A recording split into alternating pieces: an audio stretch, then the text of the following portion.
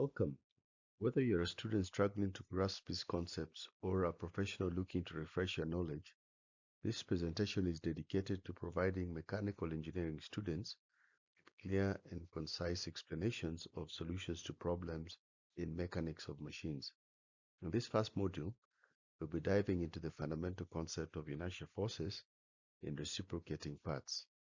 Inertia forces in reciprocating parts are forces that arise due to the motion of parts that move back and forth in a reciprocating motion, such as a piston and connecting rod in an internal combustion engine.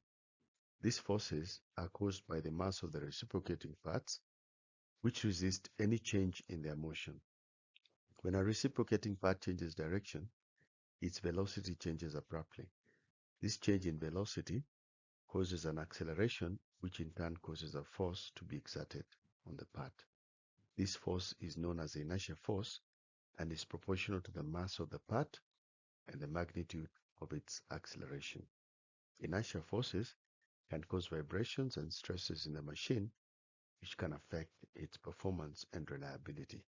Therefore, it is important to understand and analyze these forces in order to design machines that operate smoothly and efficiently.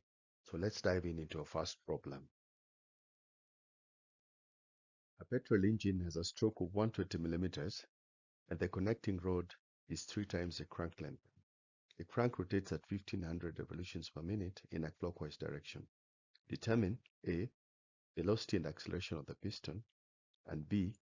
Angular velocity and angular acceleration of the connecting rod when the piston has traveled 1/4 of its stroke from the inner dead center. Given the stroke L is 0.12 meters, crank radius is half the stroke, which is 0.12 divided by 2, which is 0.06 meters. The length of the connecting rod is 3 times the crank radius, and the ratio of the connecting rod to the crank is 3.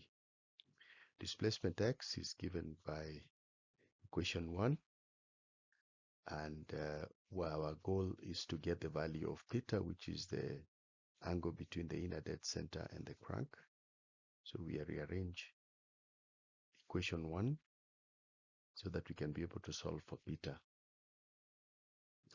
We are also told that the piston has traveled 1/4 of the stroke, and that gives us the displacement so that we can be able to solve for theta. Rearranging equation 3, we get cos theta squared plus 6 cos theta minus 4 gives us 0, from which cos theta is equal to 0.06555 or minus 6.60555. Therefore, theta will be given by 52.73 degrees. Velocity of the piston is given by equation 5.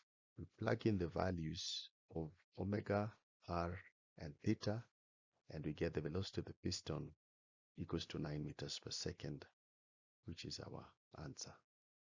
The direction of the piston is given by equation 6, and what we do is we simply plug in the value of omega, r, and theta, and we get the acceleration of the piston equal to 764.968 meters per second squared, and that is our answer.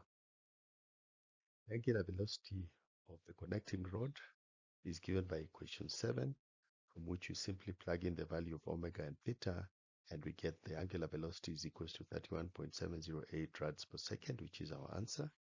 The angular acceleration of the connecting rod is given by equation 8. When we plug in the values, we get our answer 65.45.1 rads per second squared, and that is our answer. Thanks for watching. Like, subscribe, and share.